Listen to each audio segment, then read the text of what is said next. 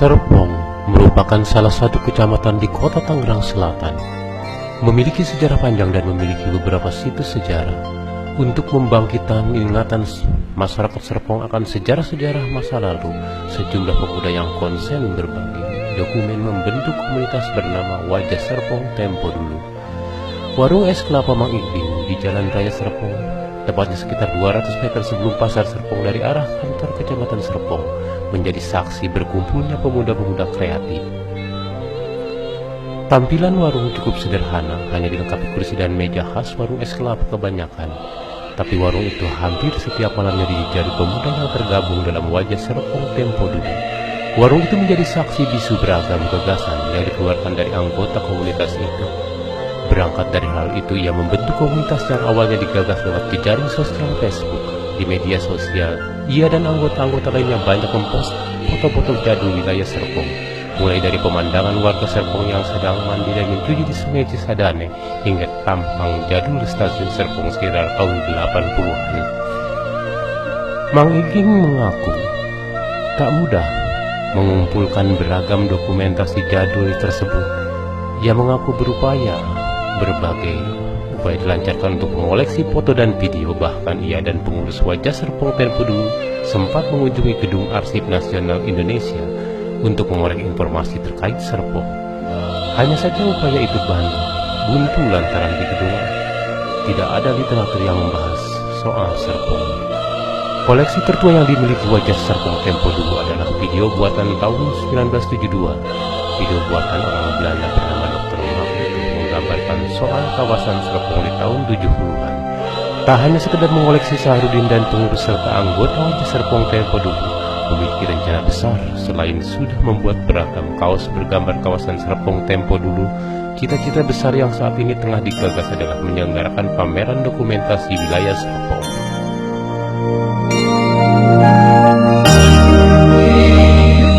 Salah satu situs sejarah di wilayah Serpong adalah Keramat Tajuk. Keramat Tajuk sebagai salah satu tempat penziarahan tersohor di wilayah Serpong, kota Tangerang Selatan. Di tempat itulah menjadi peristirahatan terakhir putra Sultan Tirtayasa dari Kesultanan Banten. Tubagus Raden Wetan Muhammad Atib atau lebih dikenal dengan TB Atib. Beliau adalah anak kandung dari Sultan Ageng Tirtayasa. Keberadaan Tubagus Muhammad Atib tersebut disambut baik oleh masyarakat yang ada di wilayah Serpong, khususnya Cilenggang. Sultan Ageng Tirtayasa mengutusnya untuk menyebarkan ajaran Islam di wilayah Serpong. Masyarakat Cilenggang khususnya menyambut baik keberadaan Tubagus Muhammad Atib, sehingga dinikahkan beliau dengan seorang gadis dari Cilenggang agar Tubagus Muhammad Atib menetap di Cilenggang. Sebelum Tubagus Muhammad Atib meninggal, ia berpesan kepada anak keturunannya agar sepeninggalnya kelak dimakamkan di Tajuk. Kata Tajuk berasal dari bahasa Banten, adalah sebutan untuk musola atau langgar sebagai tempat ibadah salat, sedangkan keramat yaitu tempat yang dijaga keberadaannya atau yang dimuliakan.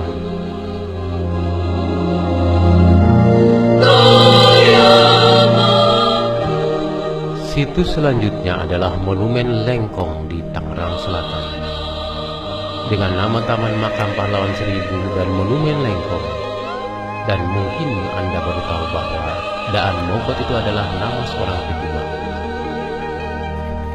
Daan Mogot adalah seorang perwira militer berpangkat mayor dan merupakan salah seorang pahlawan nasional yang gugur pada tanggal 25 Januari 1946. Sewaktu terjadi pertempuran di area markas pasukan tentara Jepang di kawasan Kelurahan Lengkong Wetan, Kecamatan Serpong, Kota Tangerang Selatan, Provinsi Banten.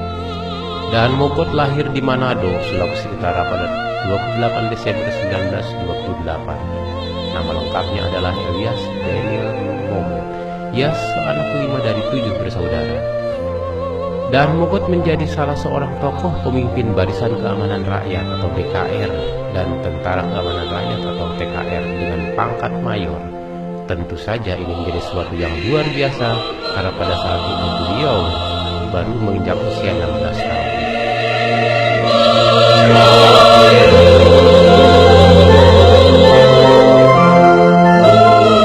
Situs sejarah yang tidak kalah pentingnya adalah keberadaan bunker rahasia militer Belanda di Cisauk.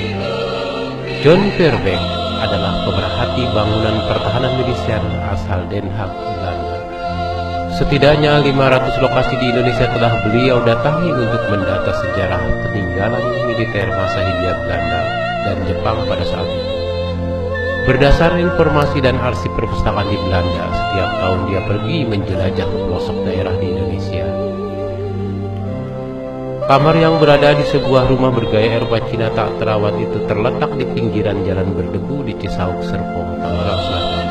Lokasinya sangat strategis untuk markas komando militer karena tak jauh dari stasiun Cisauk, bantaran barat Sungai Cisadane. Beranda depan yang awalnya terbuka kini telah menjelma menjadi sebuah tempat usaha jahit yang dimiliki penyewa rumah itu. Meskipun demikian, 4 pilar anggun dan lantai bercorak dekoratif masih diabadikan entah sampai kapan sebagai penanda zaman. Awal 1948 telah disetujui perjanjian Indonesia dan Belanda di atas kapal Amerika Renville. Perjanjian itu menyatakan bahwa Belanda hanya mengakui sebagian wilayah republik yaitu Sumatera, Jawa Tengah, dan Yogyakarta. Artinya terdapat garis demarkasi yang memisahkan wilayah Indonesia dan Belanda. Sebagai konsekuensi garis demarkasi tersebut, tentara republik harus ditarik mundur ke wilayah republik. Perselisihan mengenai wilayah-wilayah yang terbagi dalam demarkasi ini baru berakhir pada 27 Desember 1949 bahwa Belanda menyerahkan kedaulatan atas Indonesia kepada Republik Indonesia Serikat, tidak termasuk Nederland, New Guinea. Dalam garis demarkasi itu, Cisauk masih merupakan wilayah yang dikuasai oleh Belanda. Demikian menurut Irga.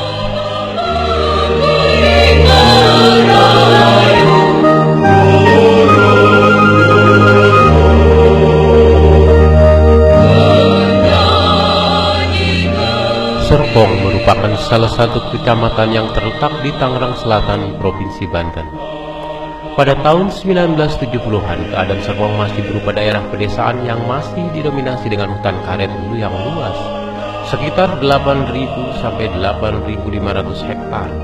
Jumlah penduduk Kabupaten Tangerang mencapai 1,2 juta jiwa. Serpong dialiri oleh 2 sungai, yaitu Sungai Angke di sisi timur dan Sungai Cisadane di sisi barat. Mata pencarian penduduk Serpong masih mengutamakan sistem pertanian basah atau sawah dan kering atau ladang.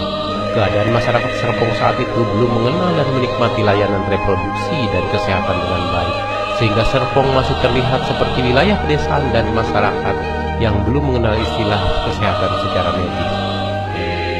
Pelayanan kesehatan di Serpong yang masih terbatas jumlah dokternya telah mengakibatkan masyarakat belum mendapat akses pelayanan kesehatan secara optimal. Hal tersebut dibuktikan pada tahun 1971 hanya ada 1 dokter di kabupaten yang bekerja untuk Dinas Kesehatan Kabupaten Tangerang, yaitu Dr.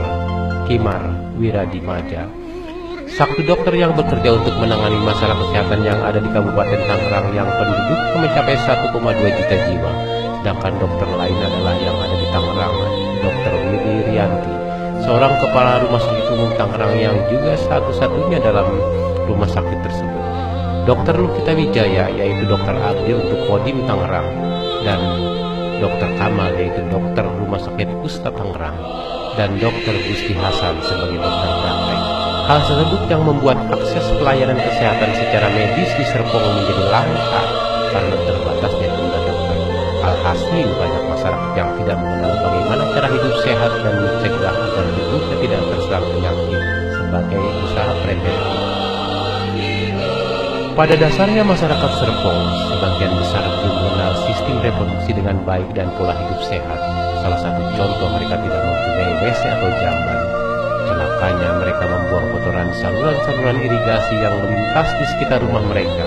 Padahal mereka juga menggunakan irigasi tersebut untuk mencuci beras dan diminum, sehingga menyebabkan penduduk yang banyak terserang wabah kolera. Sungguh fakta yang mengejutkan di mana kehidupan masyarakat Serpong yang belum mengenal sistem reproduksi dengan baik dan pelayanan kesehatan yang belum terjamah oleh penanganan medis. Melihat kenyataan tersebut, Universitas Indonesia dan universitas lain mengadakan kerjasama dengan Bupati Tangerang yang saat itu dijabat oleh Kolonel Muhdi untuk membangun puskesmas di Serpong yang sesuai dengan standar pemerintah. Hingga akhirnya gedung puskesmas tersebut dibangun memakan waktu sekitar 6 bulan dan peresmian dilakukan oleh Bupati Tangerang pada tanggal 17 Maret 1973. Tujuan utama dalam membangun puskesmas selain untuk meningkatkan kesehatan masyarakat Serpong, selain itu juga untuk mencegah angka kematian ibu dan bayi yang cenderung banyak. Maka dari itu salah satu program kesehatan yang ada di Indonesia dengan kesehatan ibu dan anak. Program KIA diperuntukkan untuk daerah pedesaan dan berintegrasi bersama puskesmas yang bertujuan untuk mengatasi permasalahan kematian ibu dan anak yang disebabkan belum baiknya perawatan kehamilan dan pertolongan persalinan pada ibu tersebut, yang umumnya dilakukan oleh dukun bayi di pedesaan. Bila mengharapkan ditambahnya tenaga-tenaga terdidik seperti bidan, pembantu bidan dan fasilitas ruangan persalinan, pemecahannya pasti akan sulit yang cenderung memakan waktu yang lama dan butuh pembiayaan yang besar. Maka cara yang lebih praktis adalah dengan memanfaatkan tenaga dukun yang sudah ada sebelumnya dengan diberi pelatihan bagaimana cara melakukan persalinan yang higienis standar seperti halnya yang dilakukan oleh bidan maupun pembantu bidan, dan diharapkan bisa mengatasi permasalahan kematian ibu dan anak. Dengan dioperasikannya gedung puskesmas tersebut, jumlah kunjungan pasien menjadi lebih meningkat lagi dan pelayanan kesehatan di Serpong bisa terlaksana dengan baik. Hal itu dikarenakan masyarakat yang sebelumnya mengenal sistem kesehatan secara medis, sehingga berita tentang adanya puskesmas cepat tersebar di penduduk Serpong.